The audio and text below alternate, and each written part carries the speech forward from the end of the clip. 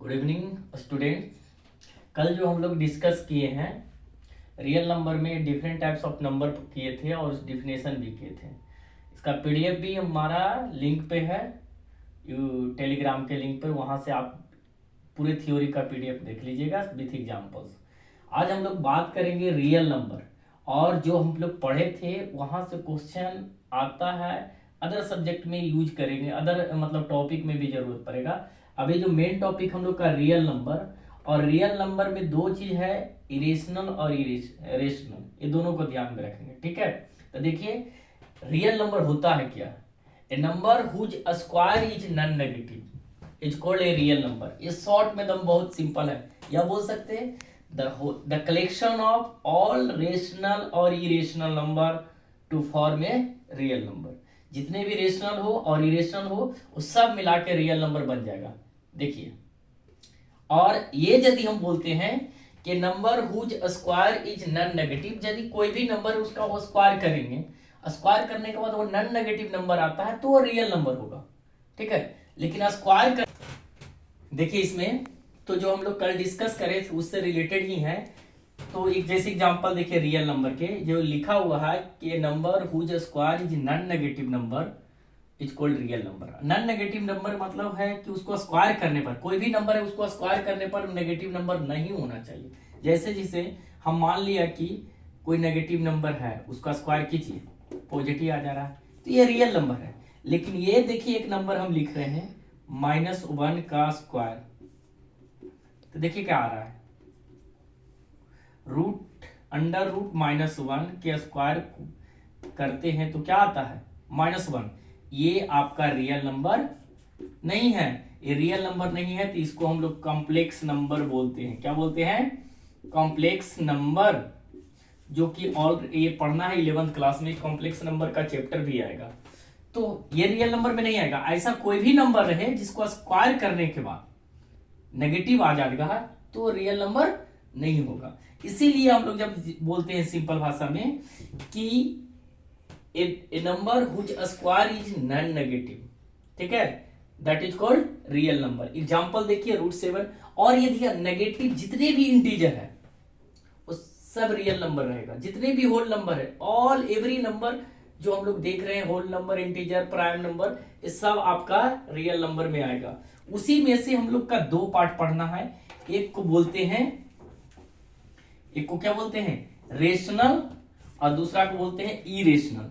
Rational कहने का मतलब है the number which in the form of p/q and p and q are integers and q is not equal to 0। ये दम condition ध्यान में रखना है, ये बात को फोकस करना है। ठीक है, कि डिनोमिनेटर पार्ट, जैसे एग्जांपल में हम लोग देखते हैं कि डिनोमिनेटर कभी 0 नहीं होना चाहिए। दैट मींस p/q करने मतलब डिनोमिनेटर बाय डिनोमिनेटर, तो डिनोमिनेटर का वैल्यू कभी 0 नहीं होना चाहिए। यदि 0 हो गया तो रेशनल नंबर नहीं होगा। जैसे ये रेशनल नंबर नहीं है, लेकिन यही 0 केवल बोले तो रेशनल नंबर है, क्योंकि हम 0 को लिख सकते हैं 0/2, ठीक है, 0/7, 0/-7। नेगेटिव हो जाएगा क्यों? क्योंकि हम इंटीजर बोल रहे हैं, पूर्णांक संख्या बोल रहे हैं, तो इंटीजर हो सकता है, नेगेटिव में आ सकता है। रेशनल नेगेटिव भी होगा, पॉजिटिव भी होगा, इरेशनल भी नेगेटिव और पॉजिटिव होता है। ठीक है, ध्यान में रखिए इसको। तो ये बात को ध्यान में रखना, और एग्जांपल के समय में देखना है कि डिनोमिनेटर भी नेगेटिव हो सकता है, न्यूमरेटर भी नेगेटिव होता है विदाउट न्यूमरेटर। तो उसी से हम लोग रेशनल नंबर को भी दो भाग में बोलते हैं, एक पॉजिटिव रेशनल नंबर, एक नेगेटिव रेशनल नंबर। ठीक है, इसमें थोड़ा सा हम लोग जब टर्मिनेटिंग और नॉन टर्मिनेटिंग रेशनल नंबर जब देखते हैं क्लासिफिकेशन में, तो देखिए जो टर्मिनेटिंग कहने का मतलब होता है कि जिसको हम डिवाइड करने के बाद, डिवीजन मतलब डिसिमल एक्सपेंशन करने के बाद पूरी डिवाइड हो जाता है, वो टर्मिनेटिंग रेशनल नंबर कहलाएगा। और यदि हम डिवीजन करने के बाद ये बार बार रिपीट करेगा तो ये होगा non terminating repeating number. Non terminating repeating number, तो नॉन टर्मिनेटिंग रिपीटिंग नंबर और टर्मिनेटिंग नंबर दोनों जो डिसिमल एक्सपेंशन के जो नंबर आएंगे वो सब रेशनल में ही आता है। ये सब किस में आता है? रेशनल में आता है। लेकिन जब कोई नंबर, जैसे हम लोग लिख रहे हैं 2.17321 1 2 कुछ भी लिख रहे हैं और लिखने के बाद डिफरेंट नंबर आ रहा है डिसिमल प्लेस पे और देखिए डॉट दे के छोड़ देंगे इन्फिनिटी तक जा रहा है, तो ऐसे नंबर तो डिसिमल एक्सपेंशन कहलाएगा। तो ये हो गया नॉन टर्मिनेटिंग, मतलब कभी टर्मिनेट भी नहीं हो रहा है, और नॉन रिपीटिंग नंबर, एक पीरियड के अनुसार डिफरेंट नंबर आ रहा है, तो ये जो नंबर ऐसा आएगा वो आ जाएगा इरेशनल नंबर में आ जाएगा। किस में आ जाएगा? इरेशनल नंबर में। तो ये ध्यान रखना है कि ये दोनों नंबर को हम पी वाई क्यू के फॉर्म में लिख सकते हैं, टर्मिनेटिंग और नॉन टर्मिनेटिंग को पी वाई क्यू के रूप में लिख लेते हैं।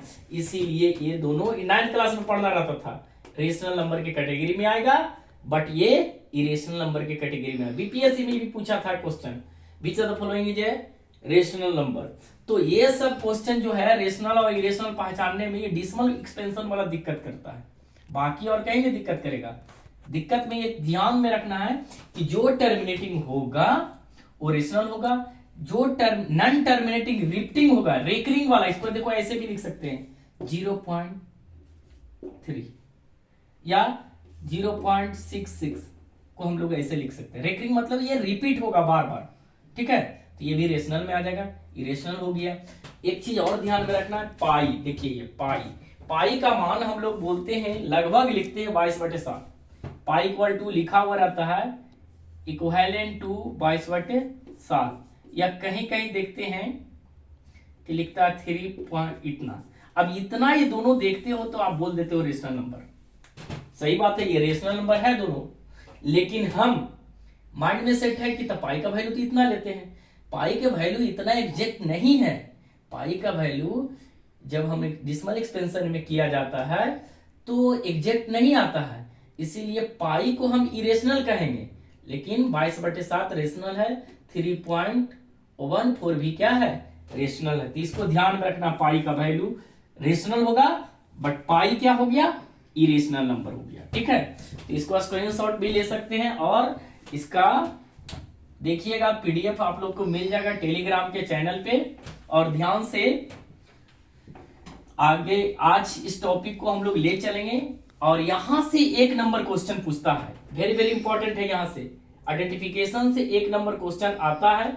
और देखिए इसमें एक टॉपिक है जो रिड्यूस किया है, जो बहुत लार्ज पार्ट खींचता था और बच्चे लोग के रेशनल नंबर में बहुत डर लगता था, लेकिन अभी ये रेशनल नंबर बहुत इजी हो जाता है, क्योंकि हमारे पास जो टॉपिक 6 नंबर का है, बहुत छोटा चैप्टर है, 6 नंबर है।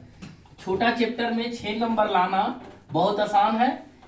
यहां से एक नंबर क्लियर कर लीजिए। यहाँ पे कभी कभी बोलता है कि टर्मिनेटिंग होगा रेशनल नंबर की, नहीं होगा, इस बात को थोड़ा सा देख लेते हैं, लग ले, तब हम लोग पढ़ेंगे फंडामेंटल थ्योरम ऑफ अरिथमेटिक्स। जैसे इसमें हम लोग देखेंगे, चलिए देखिए थोड़ा सा हम लोग टर्मिनेटिंग और नॉन टर्मिनेटिंग देखते हैं, टर्मिनेटिंग डिसिमल एक्सपेंशन और नॉन टर्मिनेटिंग डिसिमल एक्सपेंशन। तो कोई भी रेशनल नंबर होता है पी वाई क्यू के फॉर्म में, ये ध्यान दीजिए, ये रेशनल नंबर है, ये क्या है? रेशनल नंबर है। इसी से हम लोग बताना है कि ये रेशनल नंबर टर्मिनेटिंग होगा कि नॉन टर्मिनेटिंग। कुछ नहीं, बहुत सिंपल है, ये देखना है कि इस रेशनल नंबर के, कोई भी रेशनल नंबर है उसका जो क्यू है, दैट मीन्स की डिनोमिनेटर पार्ट जो है वो 2 के पावर n इंटू 5 के पावर m के फॉर्म में। इस फॉर्म में कोई भी रेशनल नंबर के डिनोमिनेटर आ जाता है तो टर्मिनेटिंग होगा। हमको कैलकुलेशन करने की कोई जरूरत नहीं पड़ेगी, विदाउट कैलकुलेशन हम क्वेश्चन देखेंगे और बता देंगे कि which of the following is terminating और नॉन टर्मिनेटिंग। देखिए जैसे हम लोग लिख रहे हैं 3/20, ठीक है। अब इस नंबर को बोला कि बिना भाग दिए हुए बता सकते हैं कि दैट नंबर ये टर्मिनेटिंग और नॉन टर्मिनेटिंग। कुछ नहीं करना है, ये इसको प्राइम फैक्टराइजेशन कर दीजिए। 20 के प्राइम फैक्टराइजेशन करते हो तो देखिए ये आ गया, प्राइम फैक्टराइजेशन करने के बाद 2 इंटू इतना आया। देखिए इस फॉर्म में आया कि नहीं? देखिए इसको पहचानिए, यदि इस फॉर्म में आ गया तो आप सीधे बोलिए कि टर्मिनेटिंग डिसिमल एक्सपेंशन होगा, इस रेशनल नंबर ये टर्मिनेटिंग होगा। लेकिन यही रहता 3/30, चलिए देखिए 3/30 है, ठीक है। तो क्या टर्मिनेटिंग है कि नॉन टर्मिनेटिंग? तो सिंपलेस्ट करिएगा। कभी कभी ये भी ध्यान में रखना है कि कोई भी नंबर है यदि डिवाइड हो रहा है तो सिंपलेस्ट कीजिए। तो ये 1 बाई क्या आ गया 10, 1/10 आ गया, टर्मिनेटिंग हो गया। देखिए इसका भी देखिए फैक्टर क्यू, इसका 10 का देखते हैं, क्यू बराबर 10 है, इसका फैक्टराइजेशन करते तो देखिए ये भी आ गया। तो ये भी टर्मिनेटिंग है, ये भी क्या है टर्मिनेटिंग है। और नॉन टर्मिनेटिंग के लिए देखिए क्या करना है, ये सब नंबर टर्मिनेटिंग आ गया,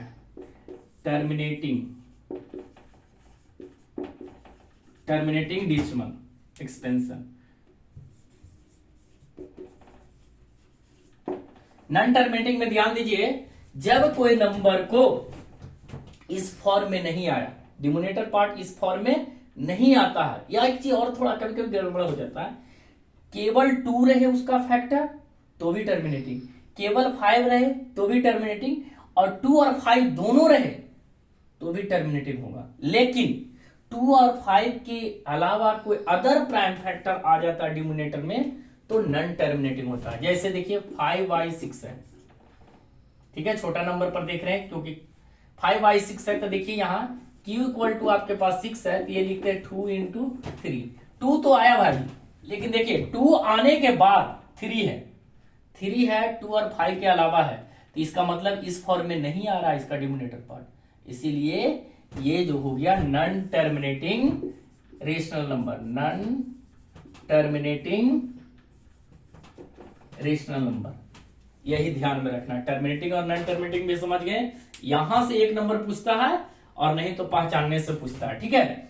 तो नॉन टर्मिनेटिंग और टर्मिनेटिंग रेशनल नंबर होगा, लेकिन नॉन टर्मिनेटिंग रेशनल नंबर में एक चीज ध्यान देना है कि नॉन रिपीटिंग आ जाएगा भी, ठीक है, नॉन रिकरिंग आ जाएगा, तो समझिएगा कि वो क्या है इरेशनल नंबर हो गया, ठीक है।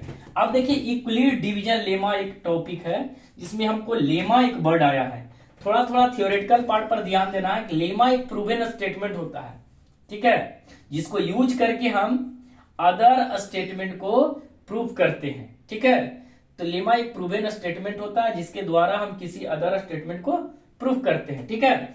तो ये टॉपिक को खाली जानना है, इक्वलिट डिवीजन लेमा उसी से आया है, जो ऑलरेडी हम पहले से जानते हैं इस चीज को। यहां पे ए और B, A is greater than B होगा, ध्यान में रखिएगा, एक बड़ा होगा नंबर और एक छोटा होगा, और इस मेथड से एचसीएफ फाइंड करना होता है, जो कि पहले यहाँ 5 नंबर या 3 नंबर में डालता था यहाँ से क्वेश्चन, जो ये टॉपिक रिड्यूस हुआ है, लेकिन इसका इंट्रोडक्शन थोड़ा जरूर याद रखें, कभी कभी ये टॉपिक से ऑब्जेक्टिव क्वेश्चन यही पूछ देता है, यही कि which of the following is true for the Euclid division lemma. तो ए इक्वल टू होता है बी क्यू प्लस आर, और ये कंडीशन से गड़बड़ हो जाता है, ये वो सही लिख देगा लेकिन कंडीशन ही गड़बड़ है। यहां बोल दिया कि आर का जो वैल्यू, आर फॉर रिमाइंडर होगा, आर का वैल्यू होगा वो 0 से बड़ा होगा या 0 होगा, और बट बी से क्या होगा छोटा। तो ये कंडीशन को ध्यान देना है। ये हो गया डिविडेंड, ये हो गया डिवाइजर, ये हो गया कोसेंट, ये हो गया रिमाइंडर, जो ऑलरेडी 3, 4, 5 में पढ़ते हैं, भागा को चेक करने के लिए पढ़ते थे। डिविडेंड बराबर divisor into quotient plus remainder. और यहां से भी क्वेश्चन आते हैं, ये 3 को है, आया है पिछले बार के बोर्ड में, यहां से कि इसमें देख दिया डिविडेंड और डिवाइजर दे दिया और रिमाइंडर दे दिया, क्वेश्चन निकालने का दिया। तो ये वाला भी रिलेशन को ध्यान में रखना है, लेकिन टॉपिक से रिड्यूस कर दिया सीबीएसई ने, क्योंकि ये टॉपिक पे हमारा पॉलिनोमियल्स में भी चैप्टर है, ठीक है, इक्वलिट डिवीजन लेमा का, तो वहां से भी ये रिड्यूस है, तो इसको केवल बेसिक के लिए इतना ध्यान में रखना, ठीक है। अब आगे हम लोग बढ़ते हैं, जो मोस्ट इंपॉर्टेंट टॉपिक है हमारा तीसरा जो टॉपिक है फंडामेंटल थ्योरम ऑफ अर्थमेटिक्स। सबसे important, very very important topic है ये, इसको ध्यान में रखना है।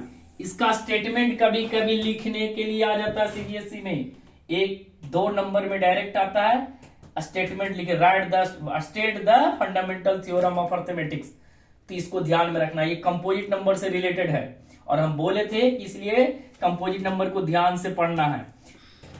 कोई भी कंपोजिट नंबर को which can be express as a product of prime numbers, ठीक है, except for the other in which these prime factor occurs, दैट मीन्स कि कोई भी हम कंपोजिट नंबर है, देखिए कैसे क्या इसको एक्सप्रेस करेंगे प्राइम फैक्टर के रूप में, ये यूनिक होगा, इसके जैसा मतलब इसका फैक्टर जो है और किसी से मैच नहीं करेगा, अलग होगा, ठीक है। तो ये इसी चीज को हम बोलते हैं प्राइम फैक्टराइजेशन ऑफ, इसको और हम लिख सकते हैं, तो देखिए 2 के पावर 3 इंटू 3 के पावर 1, ये इसका प्राइम फैक्टर हो गया, यानी ये कंपोजिट नंबर के रूप में रिप्रेजेंट कर देते हैं। और एक तो हमेशा सबका क्या है, एक फैक्टर होता है। एक चीज ध्यान दीजिए, इसमें क्वेश्चन क्या आता है, जैसे शो करना, सो दैट, देखिए ध्यान से क्वेश्चन है बहुत इंपॉर्टेंट, सो दैट 6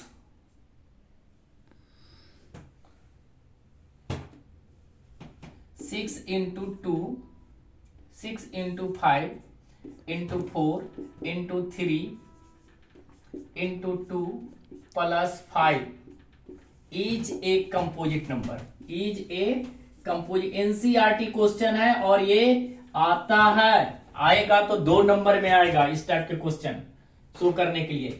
इस क्वेश्चन को बोला है कि कंपोजिट नंबर के रूप में कंपोजिट नंबर ये दिखाइए, तो इसी से करेंगे, क्योंकि कंपोजिट नंबर के क्या प्रॉपर्टी, देखिए सॉल्यूशन करते हैं कितना इजी है, करने नहीं आता है, बहुत लोग मिस्टेक करता है, इतना इजी से इसको हम लोग सोल्व करेंगे, देखिए कितना इजी से सोल्व करेंगे। 6 इंटू, हमारा ये क्वेश्चन है 6 इंटू 4 इंटू 3 इंटू 2 प्लस 5, इस नंबर को पहले हम लोग सोल्व करेंगे, सिंप्लीफाई करेंगे।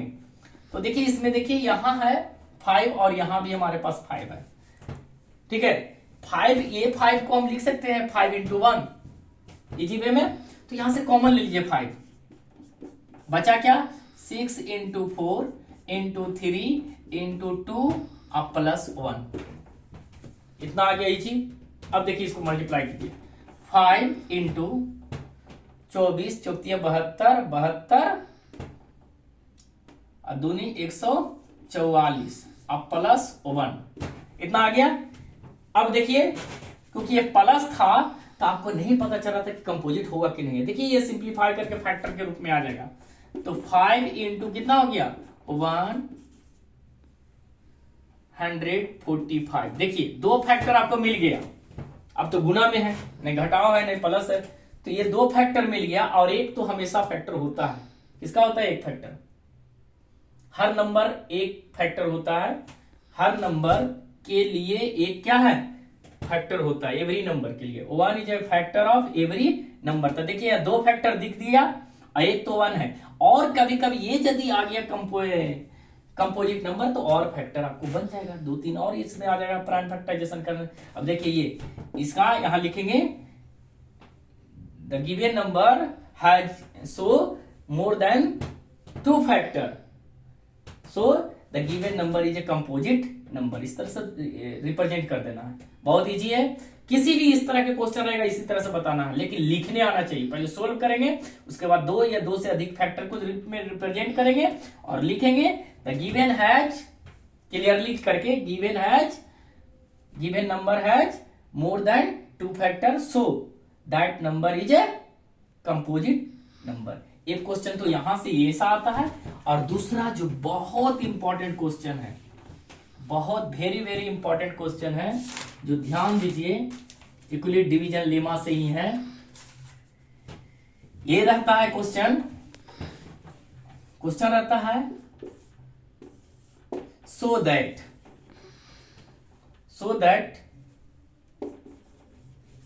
Any number of the form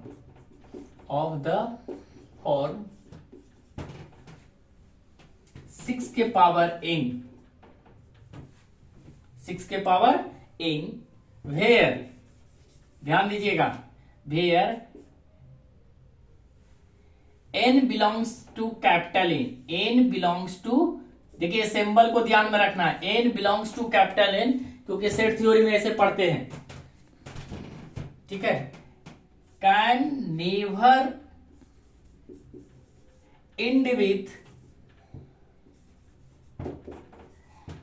0, can never end with digit 0, ये 0 सिंपल रहेगा, ये क्वेश्चन बहुत बहुत इंपॉर्टेंट है और क्वेश्चन में फंडामेंटल थ्योरम ऑफ अर्थमेटिक्स से इसको बनाएंगे। और देखिए किस पे ये हाथ चेंज करता है, हमारे सीबीएसई एनसीईआरटी या अदर बुक भी देखिएगा 6 के पावर n रहेगा, 4 के पावर n रहेगा, 8 के पावर n रहेगा। इस टाइप के 3-4 क्वेश्चन मिलेगा आपको और इसी 3 में से कोई ना कोई आता है, ये 3 नंबर में देगा नहीं तो 2 नंबर में डालता है यहां से।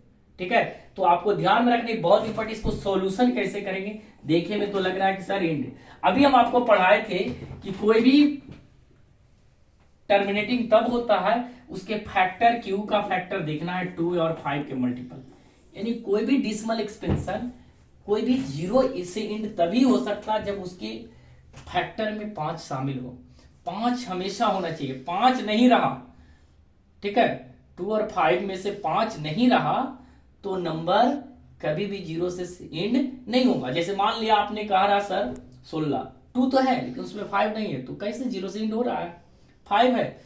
जैसे इसी का पावर 1 रखो, n फॉर नेचुरल नंबर 1 रखो तो 6 आता है, 2 रखेंगे 36 आता है, 3 रखेंगे 216 आता है। कभी एंड हो रहा है जीरो से, नहीं हो रहा है, इसको शो करके दिखाना है। तो ये ही कंडीशन जो हम टर्मिनेटिंग नॉन टर्मिनेटिंग बताए थे, इससे ध्यान देना कि 2 फैक्टर है कि नहीं उसके, उस जो गिवन नंबर है उसमें 2 फैक्टर है कि नहीं, यदि 2 और 5 है कि नहीं, 5 तो मस्ट होना चाहिए, यदि रहा तो वो एंड जीरो से होगा नहीं तो जीरो से नहीं होगा। तो इसको सोल्व कैसे करेंगे, सबसे पहले ये लिखना है एक लाइन एकदम, सब क्वेश्चन इस तरह के जितने भी क्वेश्चन रहेगा उसमें एक लाइन ये लिखना है, मस्ट है, लिखने आना चाहिए। सीबीएसई में आप इसमें ये बात को ध्यान में रखना है, ठीक है, ये सब में यही कॉमन चीज लिखना है, ठीक है।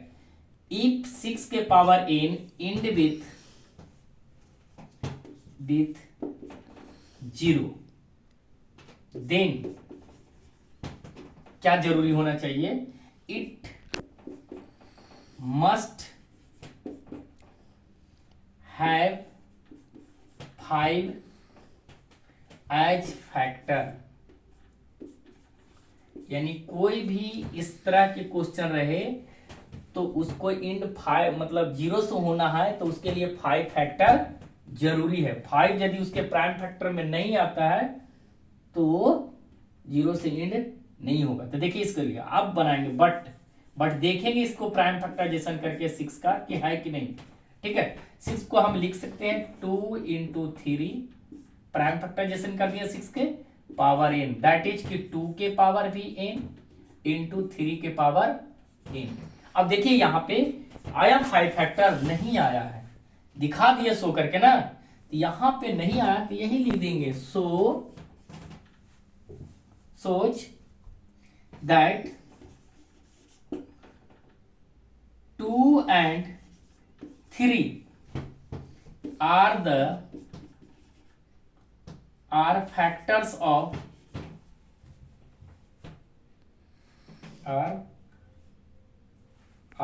इसको प्राइम फैक्टराइजेशन करने के बाद हमें पता चलता है कि इसमें 5 फैक्टर के रूप में नहीं आया, इसी चीज को लिख देना है केवल।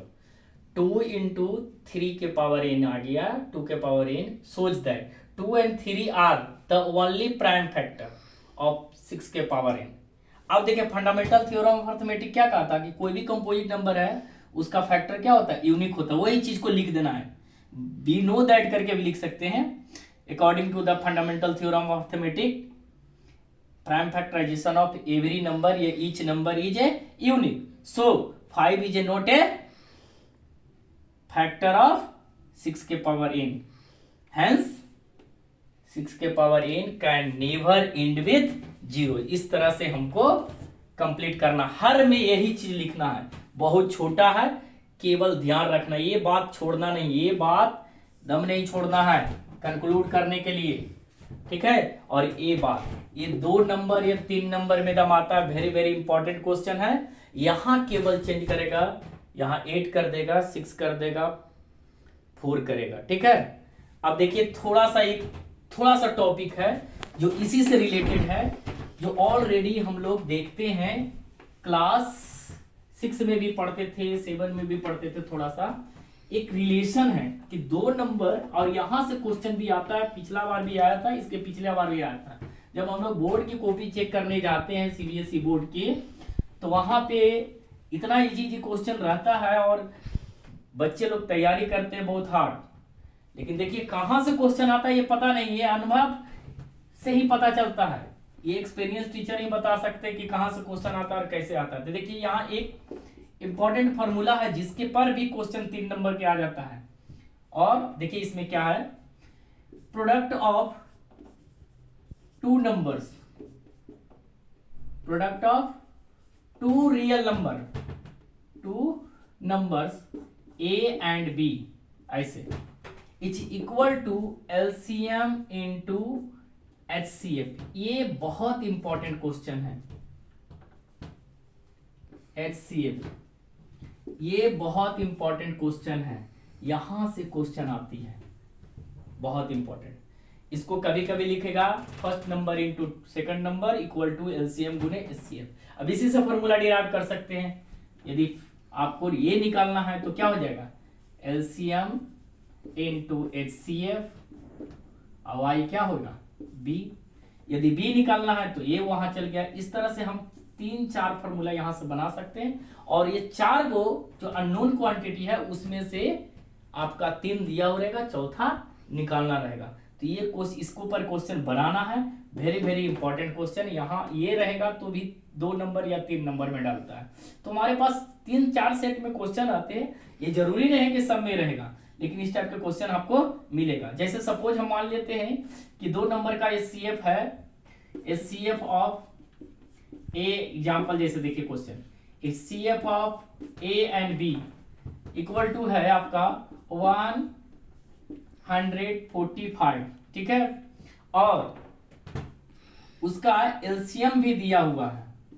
एलसीएम आपको है 12175, ठीक है, और उसमें से बोल दिया कि एक नंबर आप उसमें से दिया हुआ है और अदर आपको निकालना है। एक नंबर आपको दे दिया सपोज इतना, कहेगा फाइंड अदर्स।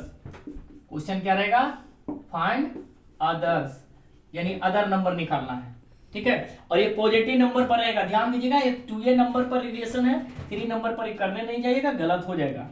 तो यहां से हम ये फॉर्मूला को यूज करेंगे, देखिए बन जाएगा, यानी b इक्वल टू क्या हो जाएगा, ये फॉर्मूला डायरेक्ट लिखिए, चलिए लिखिए बिनो दैट करके। तो b इक्वल टू क्या हो गया, एलसीएम गुने एचसीएफ, सॉरी एलसीएम गुने एचसीएफ, या product of LCM into HCF. y क्या हो गया, फर्स्ट नंबर। अब देखिए वैल्यू रखिए, एलसीएम का वैल्यू है और एचसीएफ का वैल्यू है, रखिए और डिवाइड कर दीजिए first number second number first number से, ठीक है। इसको काट दीजिए, आपको 3 टाइम से कट जाएगा, 7×21 25×75, और इसको मल्टीप्लाई कीजिए, आपको सेकंड नंबर आपको मिल जाएगा। मल्टीप्लाई करने के बाद इतना आ जाएगा। अब ध्यान दीजिएगा थोड़ा सा, जब भी आंसर बोर्ड में लिखिए वहां ला के छोड़ना नहीं है, नीचे लिखना है hence other required number is इतना, तब आपको क्लियर माना जाएगा। तो इतना तक बनाते हो, इतना आप लिख दीजिए तो आधा नंबर मिलिए। 2 नंबर के क्वेश्चन रहे, गिवन आप लिखते हैं तो आधा नंबर मिलता है, फिर ये फॉर्मूला लिख देते हैं तो आधा नंबर मिल जाता है, फिर इस पे पुट कर देते हैं सही नंबर, ठीक है, तो आपको 1 नंबर यहां तक मिलेगा। लेकिन आप लास्ट के में आंसर आप क्लियर नहीं करते हो, काट के ऐसे ही छोड़ देते हो, तो आधा नंबर काट जाएगा, क्योंकि स्टेप मार्किंग होता है, तो इस पे ध्यान देना है, ठीक है। और इससे एक चीज और ध्यान देना है कि प्राइम फैक्टराइजेशन से एलसीएम और एचसीएफ निकालने आना चाहिए, जो हम पहला वीडियो में आप लोग के बताए थे। सपोज हमारे पास ए और बी 2 नंबर है, एक है x² बाई क्यू जेड और दूसरा नंबर है x³ बाई स्क्वायर, और कहा कि इसमें एलसीएम और एचसीएफ निकालिए, एलसीएम और एचसीएफ निकालिए। ये 2 नंबर है, रियल नंबर है, और जिसका वैल्यू दिया है तो बोल दिया फाइंड द एलसीएम या HCF of A and B. कुछ नहीं करना, बहुत आसान है, बताए तो उस दिन भी। प्राइम फैक्टराइजेशन मेथड से करना है, और प्राइम फैक्टराइजेशन मेथड से सिंपल नंबर का भी आता है, जो कि पिछले बार 3 नंबर में पूछ दिया था, 78, 91 और 78, 91 और 104 इस टाइप के क्वेश्चन था। डिजिट चेंज हो सकता है, ये नंबर था और बोला था कि इसका एलसीएम और एचसीएफ निकालिए by the prime factorisation method. कुछ नहीं करना, प्राइम फैक्टराइजेशन में एचसीएफ के लिए क्या कीजिएगा, लोवेस्ट कॉमन फैक्टर देखिए सब में, ठीक है, मतलब प्रत्येक फैक्टर के छोटा वाला फैक्टर देखिए। तो x का सबसे छोटा कौन है, x के पावर 2, y का देखिए y के पावर 2, और z का तो है ही नहीं, दोनों में होना चाहिए लोवेस्ट, तो यहाँ तो 0 है वहां है नहीं, तो ये आ गया एचसीएफ। एलसीएम के लिए क्या करना है, प्रत्येक फैक्टर के हाईएस्ट फैक्टर देखना है, हाईएस्ट पावर वाला। तो यहाँ x के पावर q इंटू बाई के power Q I into Z, न भी रहेगा उसको भी शामिल कर देना है। क्वेश्चन को ध्यान में रखना है, इसलिए आता है इस टाइप के क्वेश्चन हम लोग के आता है एग्जाम में। एग्जाम्पल ये एमसीक्यू में भी आ सकता है, ठीक है, तो इसको ध्यान देंगे। अब एक टॉपिक हम लोग का बनता है प्रूफिंग। प्रूफिंग ये वाला जो इरेशनल नंबर प्रूफ है, ये टॉपिक बच गया है। और थोड़ा से क्लास 6 वाला पूछता है कि find the greatest 4 digit number which is divisible by इतना इतना इतना, find the smallest 3 digit number which is divisible by इतना इतना एंड रिमाइंडर इतना। इस टाइप के क्वेश्चन भी आता है, उस पर डिस्कस करेंगे नेक्स्ट वीडियो में, ठीक है। धन्यवाद।